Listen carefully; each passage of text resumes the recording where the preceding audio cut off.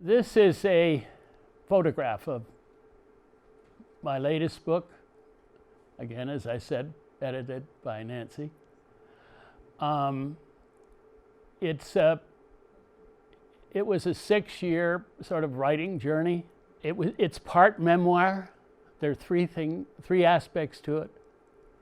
In other words, the stories of working all over the world, trying to solve problems to aid humanity and stabilize climate. And secondly, and I think equally important, is that beyond being a memoir, it's a manual. So that by reading it, you may feel you can subsequently unlock nature's operating instructions and thereby start doing creative things in the world, no matter what your profession or your passion is. And then thirdly, the other thing that I'm attempting to do is to try and inspire a whole generation of young people who all know, or most of them know, the ills of the world, and they are suffering as a consequence, that there's also great opportunities for hope and solutions, so that they're not drawn down into the morass of helplessness. And that's my third quixotic and maybe impossible goal. I'm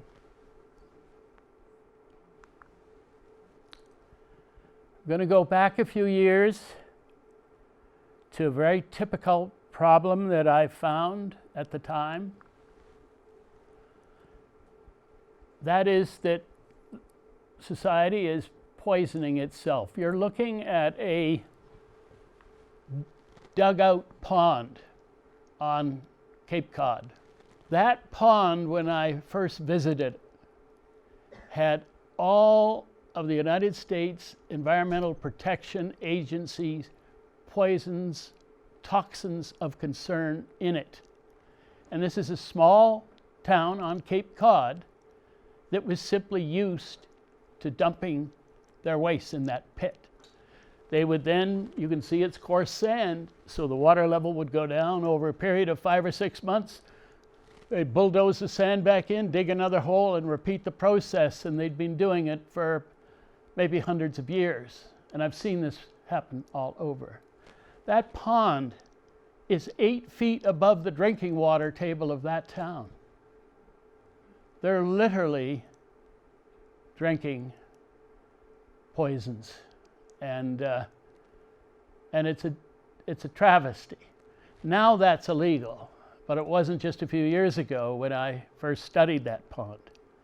So I wanted to do something to alleviate it. Nancy and I had lost a couple of our very closest friends to painful cancers, and we knew, or we felt, that they were environmentally involved in the whole process. So I looked at conventional treatment technologies, and they were all based on wastewater civil engineering. They were all expensive. They were all energy intensive. They didn't really clean up the water that well. And I felt from the very outset that the whole root of that branch of civil engineering had driven down the wrong road. So I decided to start with first principles. And the first principle that I started to work with was, why can't we design our technologies to operate from sunshine?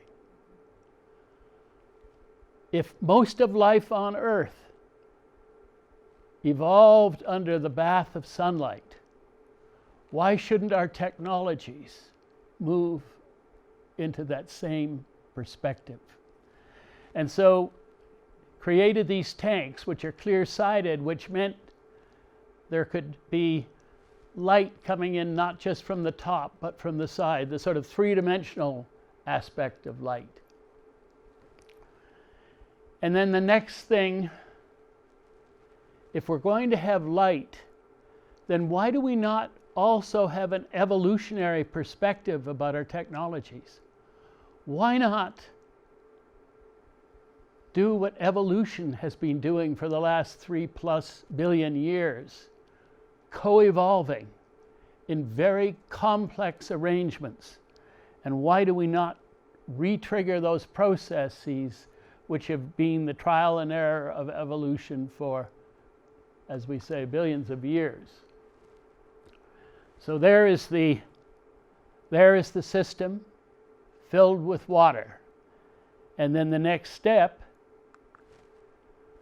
is to combine all of the 6 kingdoms of life into our technologies. If life co-evolved from the archaebacteria and the eubacteria at the bottom to all of these through interacting and intertwining. This is the brilliant work of Lynn Margulis, who I consider one of the greatest biologists of the 20th century. Unfortunately, we lost her too soon. But anyway, she was also the co-developer of the Gaia hypothesis with the British atmospheric science, James Lovelock. So what I then did was say, I want all of the 6 kingdoms to be in my technology. And I would not only like all these 6 kingdoms to be in my technology, I would like at least 3 or possibly 4 parent ecology to provide the organisms. So I went to over a dozen wet places, salt marshes, streams, ponds, pig wallow on a farm, wet spots in woods, marshes, and so on, and brought the life in bucket after bucket and put them in those tanks. And they immediately began to grow life within. And we pumped the toxic waste into the left end of that. There are 21 tanks plus another subsystem, and let them flow by gravity, step by step through the whole system. And what we found, this is a marsh component designed from a marsh-based ecosystem. What we found is that in each tank, life was different from number 1 to 21. And what was going on was that with tens of thousands of species in the start, each tank was co-evolving with the waste and its strength at each stage of the 21-step journey to the end. And when Lynn Margulis brought her students to study the life that you see, let me go back to the life that you see on the walls of those tanks, what have you, they found that they could recognize the species, even though they came from many different environments. They could usually track them down. But the interesting part of the story was the communities had never been seen on Earth before. They're absolutely new. Biodiversity interacting with strange and weird chemicals in a complex soup like that. And there's the marsh section.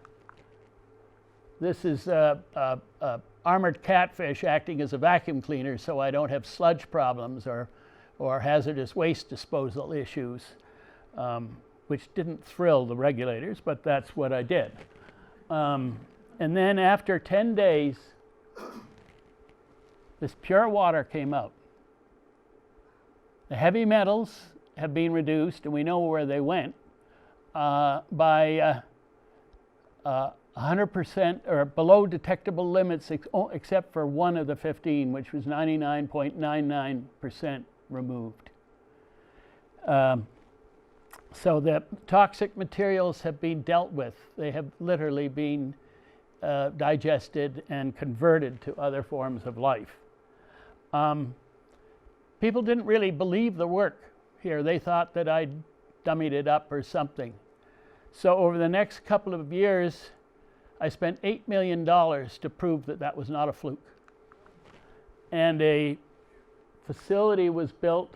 On that site, I built a year-round facility to treat these wastes. And after 18 months, and as I say, $8 million of validation, it was determined that complex living systems can be permitted before the law, at least of the state. And now I think there's over 120 of these around the world chugging away, doing this kind of work on a day-by-day basis. There was also the thought in the earlier days that, yeah, nature's really great in the summertime, but it isn't up to snuff when it's cold in the winter and the light levels are low and so on. But anybody who has studied the biology of lakes know that there's specific species that are expanding and predominate at different seasons of the year. It's really a seasonal dance, so that say in December, you may have 6 or 8 species that you don't even see when you sample in the summertime. And so that biodiverse life has strategies to deal with changes in the seasons. So we designed a wastewater treatment system in Burlington, Vermont. And there you see it. And wildlife came in from the surrounding environments. We're seeded at all times of year. But equally important, what you see in that photograph is we're relying also on tropical plants. You know, you can see papyrus, there's bald cypress, there's just lots of things going on in there. And of course, most people would be offended saying, they're not natives, you shouldn't have them in there. And we said, but they like low light and they like short days. That's why they're tropical plants. And also, and I think this is equally important, that we're far enough north that none of those plants can survive outside. If they ever tried to escape, they would simply not make it. And that's been proven time and time again. By the time we get down to Maryland, where you see in a few minutes, we can't do that. We have to use only species native to the area, or we will be introducing exotics. So we don't do that kind of thing. I just want to show you this drawing of this. This is about 400,000 liters a day. And it's, again, the same cellular design, allowing different communities of life tackle the problem of purifying the water at each step along the way. This also, we pioneered the development of quite a few commercial species as part of the process. The good news is that facility produced as clean water in January as it did in August for all the major parameters, BOD, TSS, nitrogen, phosphorus, so on and so forth. It was functioning as well winter, spring, summer, and fall. And the answer, of course, was the biodiversity that the waste was exposed to. This is a slaughterhouse in Maryland, slaughtering 1 million chickens a week, producing 1.25 million gallons of high-strength waste. It flows via a stream into Chesapeake Bay, one of the most beleaguered bodies of water. And they couldn't bring the factory into compliance. It was state-of-the-art activated sludge, using the most unbelievable amount of electricity imaginable, and they weren't getting anywhere. So we built for them this system, and it floats. And the water flows, I'll just show you very quickly the journey of the water. It flows in a zigzag path down through the lagoon, and you can see there are underwater elements that are part of our engineering that are very critical to this whole process. And there's the finished system. It was built by our son, Jonathan, and the botany by one of my doctoral students. And there it is in June, getting started. And by October, you know, that's over 4 meters tall. And the interesting part of the story is down underwater, it's almost as deep. So you have an unimaginable amount of living surface areas able to tackle their problem. We very quickly brought them into compliance with the laws, and we'd reduced their energy bill by 74%. And this represents hundreds of thousands of dollars a year. And so it is possible to use this botanical power in creative ways. There's 80 kilometers of canals, and the city, this is Fuzhou, is one of these rapidly growing cities, and there's no infrastructure for wastewater, so all the poo and everything else just goes into the canals. And there you can see, and in the next slide, you see that every building has a outlet. And the stink here is unbelievable, and the hygienic problems are unbelievable. There is our technology called a restorer eco-machine being built. What a place to work, eh?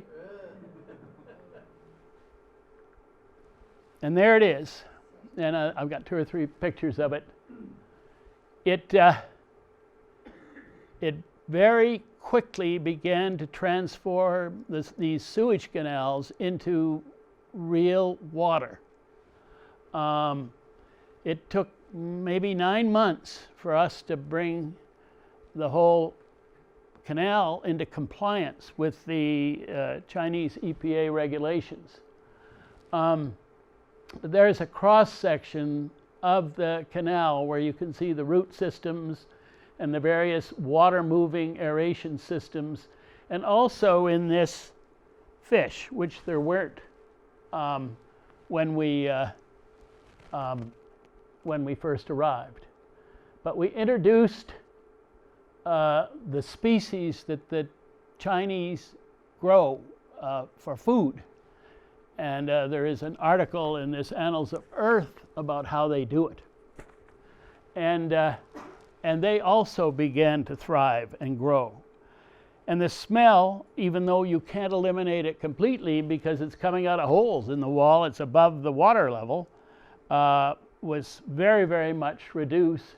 And on some days, not always, but on some days, the water looked like it was drinking water. It wasn't, but it looked like it. That's another part of the canal. This is a very interesting project. The Blackstone River corridor is the 80-mile stretch from Worcester, Massachusetts to Providence, Rhode Island. It was the birthplace of the Industrial Revolution in the United States. Every mile along the river, a mill was built, a water-powered mill, so it was dammed. And parallel to the river, canals were built in order to barge up, using horses, supplies up and down the river in order to feed this emerging industrial infrastructure. It, of course, ended in the disappearance of the migratory fishes, the sturgeons and the salmon and all of that so many of you are trying to protect. And the contamination was absolutely amazing. But by the year 1900, the mills converted very quickly from water power to petroleum power and burned bunker crude oil. The only place you see it anymore is on ships. But it's a pretty awful thing to burn. And these oils were stored in the ground in these cement containers and filled up. And then immediately after World War II, the factories started shutting down one after another, real domino effect. But these big tanks underground, many of them were still filled with millions of gallons of oil. And so here you can see a section of the canal. It's literally a thick oil slick. And the life in the canals began to die, and it was actually, you could burn that with a match.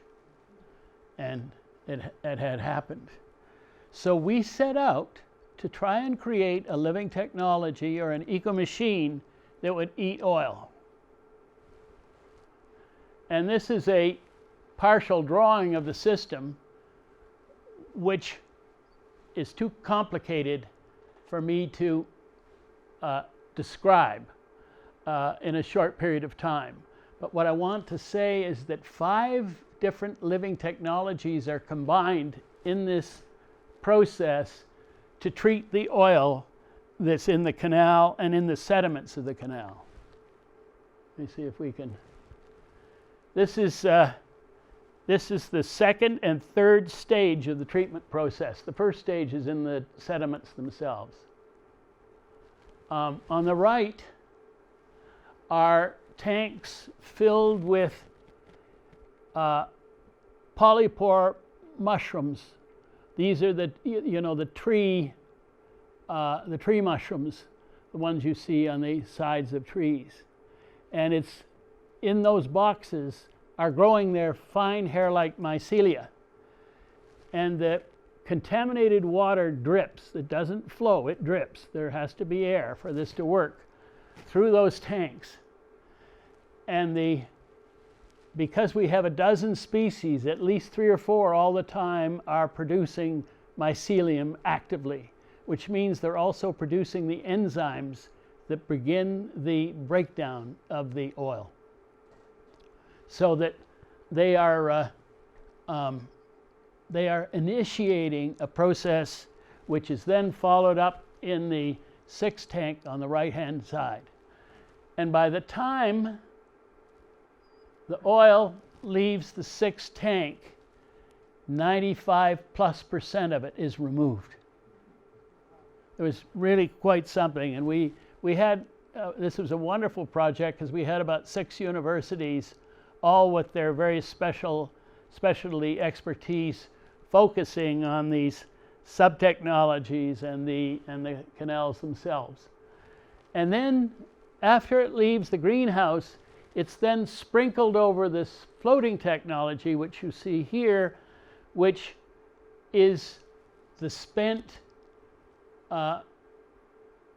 material from a prior round of mushrooms. And as you can see, the oil slick is still there. But very quickly, the canal began to start to change. Life started to begin to come back in. And most exciting of all, we found a downstream effect, a positive downstream effect. The overall project at the time lost its funding a few years ago, but we still hope, and I'm fairly confident that we will, take the whole 80 miles from Worcester and to Providence and clean up the canal and its associated contamination of the river. And at that site that you just saw where the greenhouse is, we plan to build a propagation facility for 2 species of sturgeon facing extinction, the short-nosed sturgeon and the Atlantic sturgeon. And we just feel if they were smart enough to live when the dinosaurs dominated the earth, we got to help them get along with us. Maybe we don't qualify as being as smart as the dinosaurs, but so that's the project. What I'll just finish saying is that people will be able to walk on the restorers all the way from Worcester to the sea, to Narragansett Bay. And it's going to be big, it's going to involve thousands of people, but the goal is that maybe it will inspire the next industrial revolution.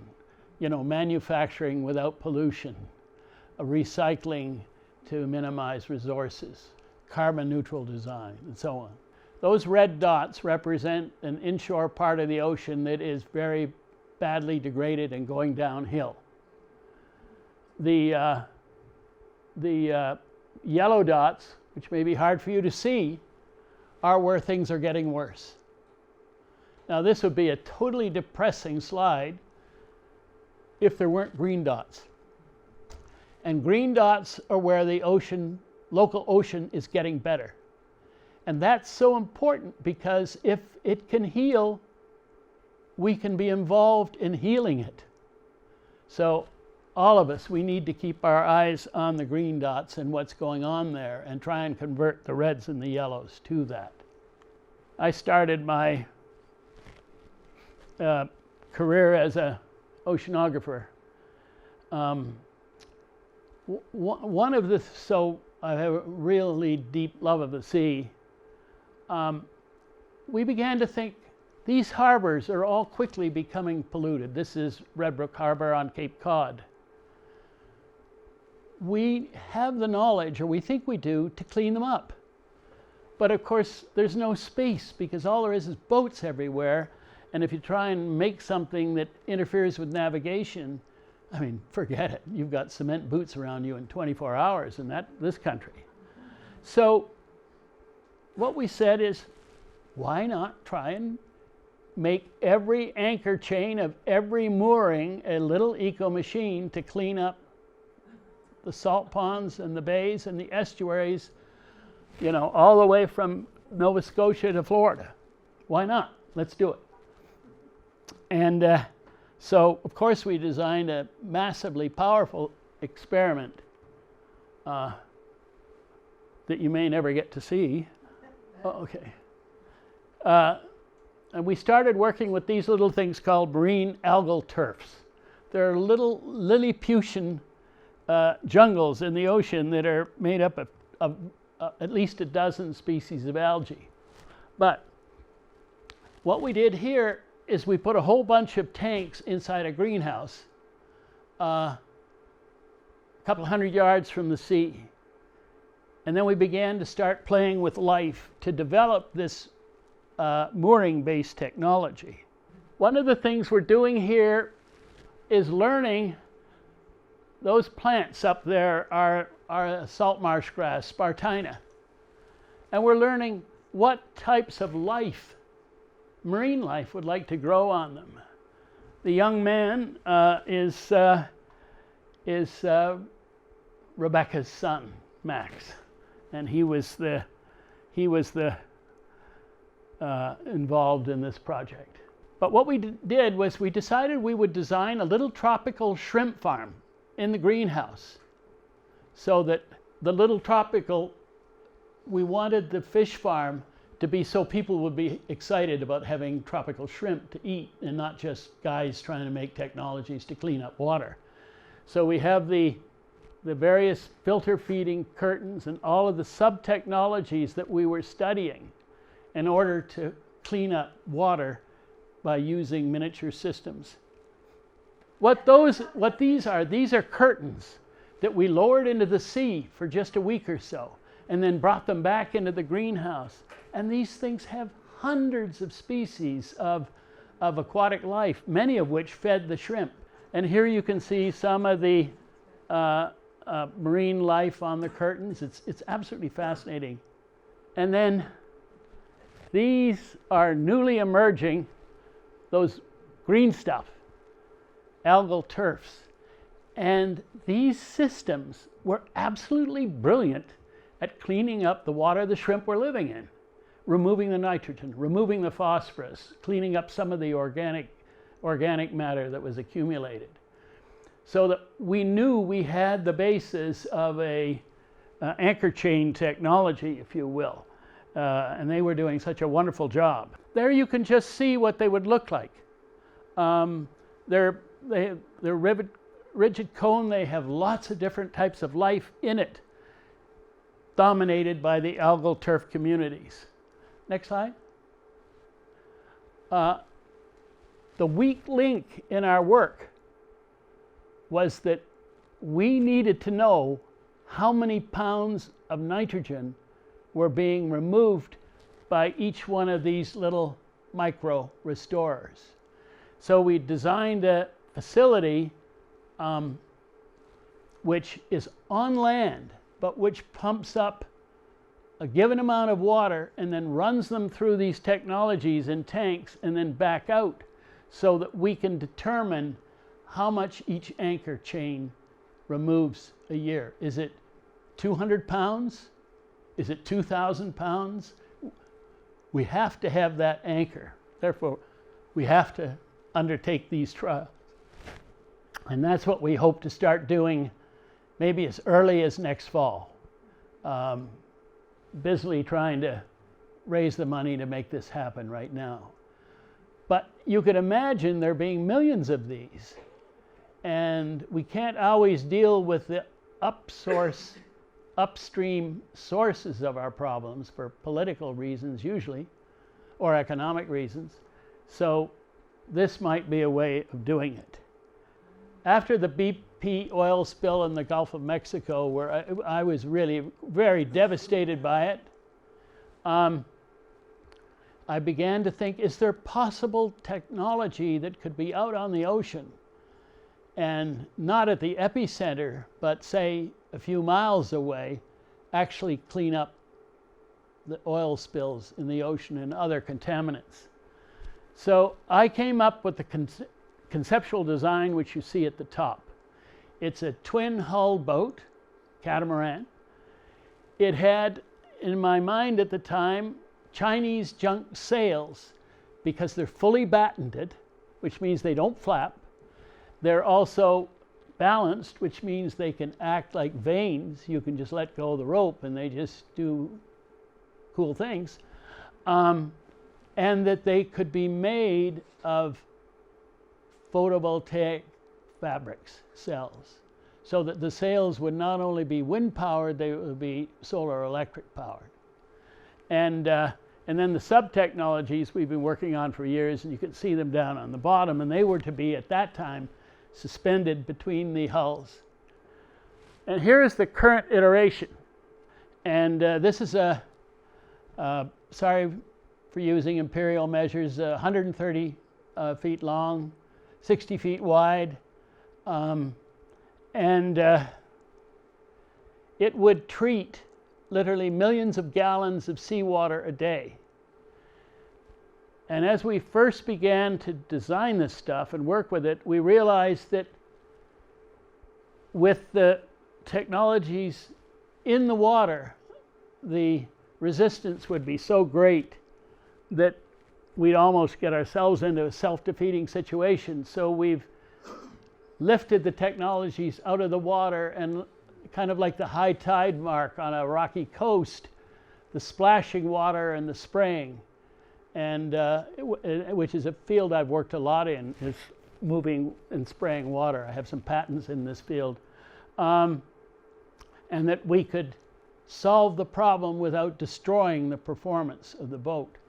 And as you can see, the boat looks as though it has a lot of accommodations, because as I was designing this, my students would say, "Oh, you're not going away and leaving us behind. This is going to be a school as well as a treatment vessel." So we had to find somebody who was smart enough and courageous enough to start designing these ships. And we found in Annapolis Royal in Nova Scotia a brilliant guy by the name of Laurie McGowan who can do it.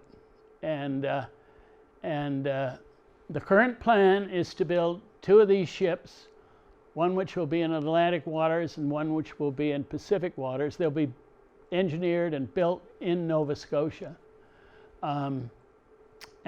which will also be the testing ground for a lot of these technologies. And Who knows? Maybe we can start working on some of the bigger ocean problems. I know during the Olympics in South America, the conditions were so bad the sailors just didn't even want to sail, or compete, I should say.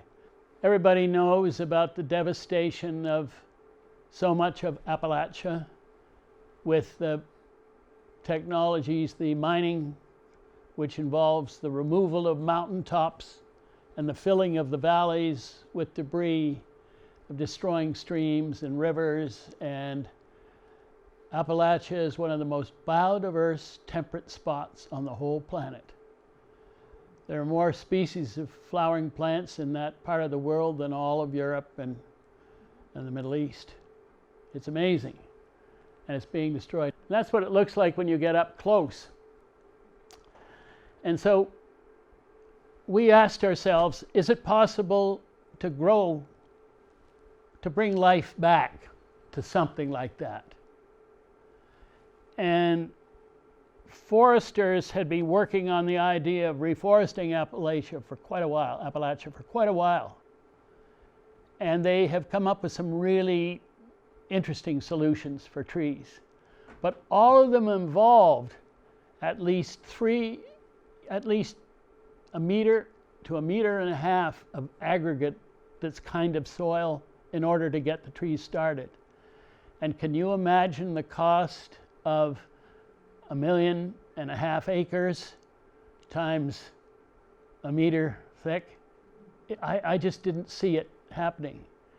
That we had to look for other forms of life to jumpstart the landscape. This is what typically happens when they do this. The mining companies are told they need to revegetate, so they fly over, they drop some of this stuff down, their NPK, their exotic species, and you can see the erosion. That is not going anywhere, nor will it. And so we said, what are our allies in this challenge? And going through the literature, we realized that warm season perennial grasses are some of the toughest plants on the earth. That they can send roots down where crevices are invisible to anything other than a microscope. And so we chose a number of species. One was the big blue stem, that's the genus Andropogon, and 2 species of panicum. One was the switchgrass, which many of you are probably familiar with, and also the Atlantic panic grass, which is also from the same genus. And then the next thing we did was we developed a protocol for planting on this stuff, that bare rock.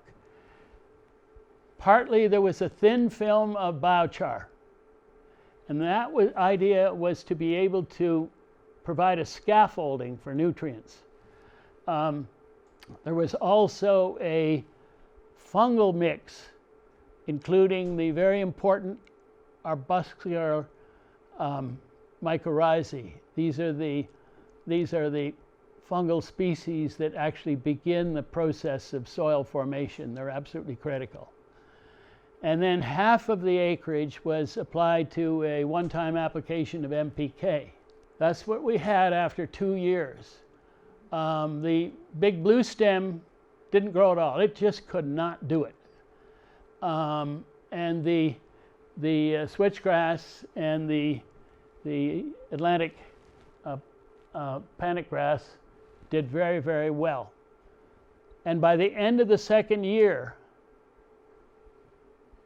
the plants that had grown without the help of the one-time application of NPK had caught up with those that had the one-time, so that the need to fertilize, to restore, was not necessary in this situation. So we're now talking about thinking about a whole landscape in terms that ecologists call succession, changes induced by the systems themselves through time.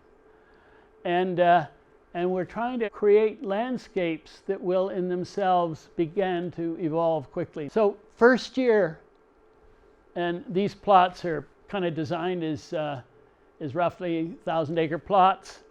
The grasses, warm season grasses are grown. They're used to make biofuels. They're harvested to make biofuels and biochar, and a lot of it's plowed back onto the land. So they're very definitely close to monocrops at this stage. By year 8, they're now able to support tree crops, you know, food, fodder, and forage crops.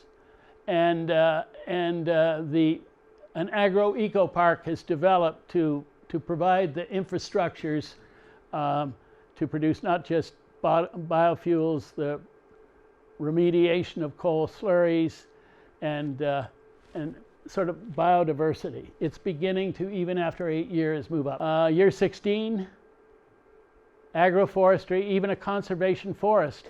But here's the most important part about this slide.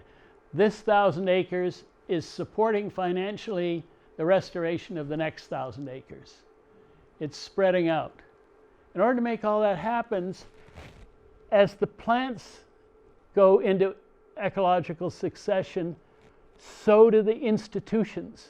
There's no perfect institution for maintaining the land. There's a series of institutions that change with time because their ability to function in a particular context is more different.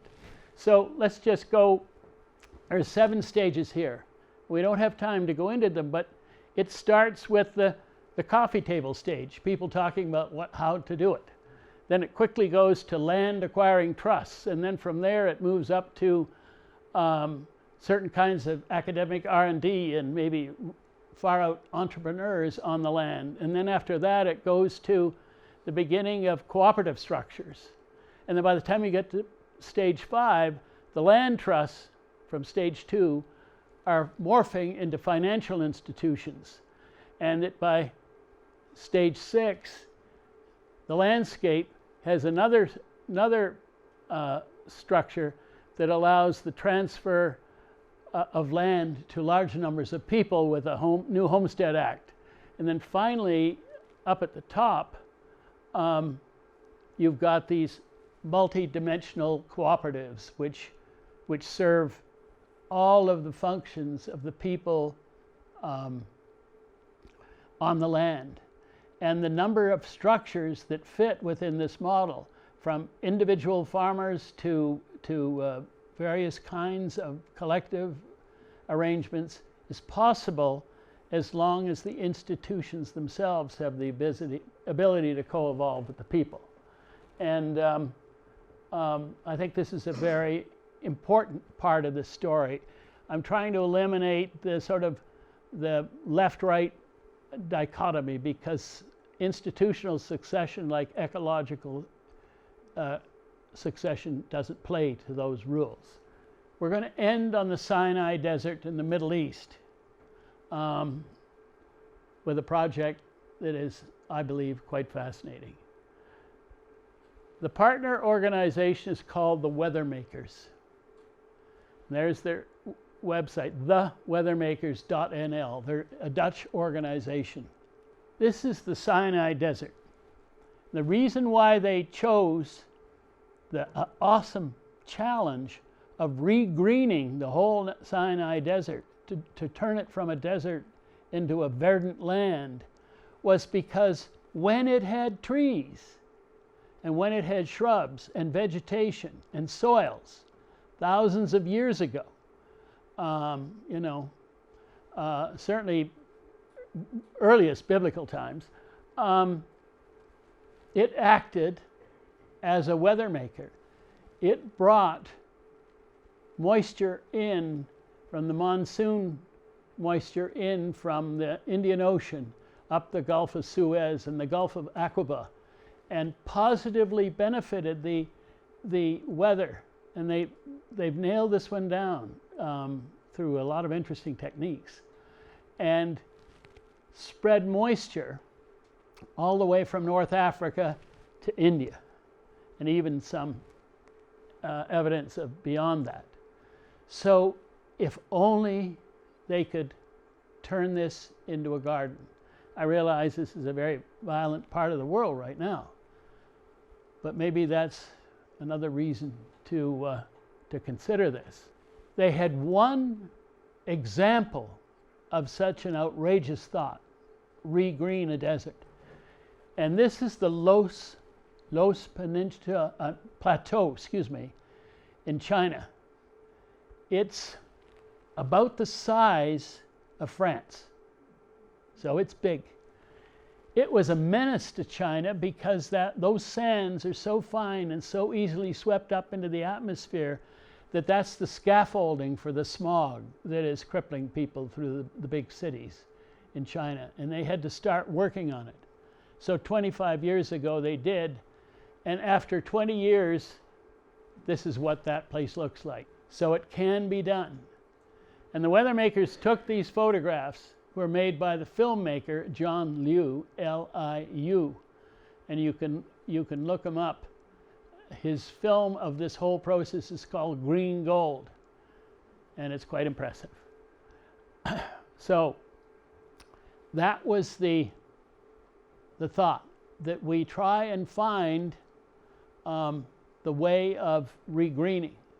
And one of the things that we're doing now is trying to investigate over 1,000 species. Eventually, we're only at 10 right now, of salt-loving plants or halophytes, and see how they can survive in this Sinai environment.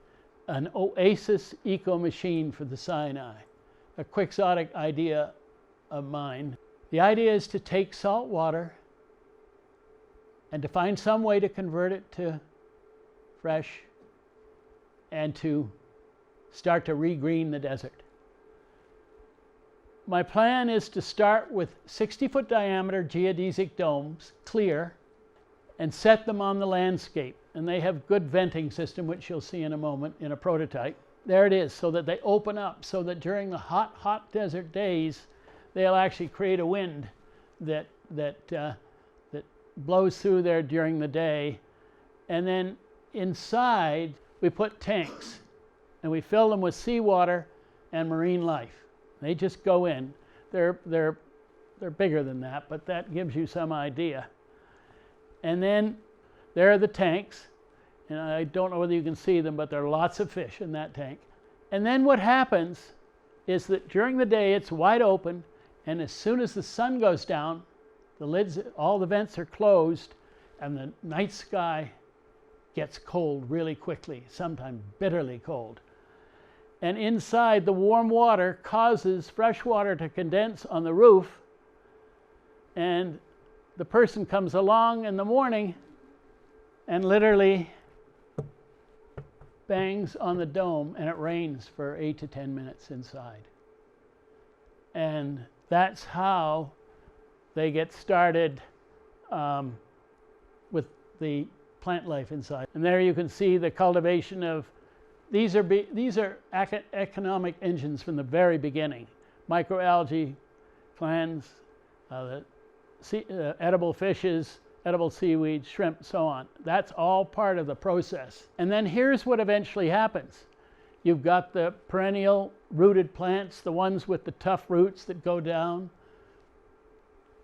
I remember when I first saw, as a young student, a photograph of an alfalfa root down 30 meters, in fairly rough soil. I was kind of impressed with what nature can do.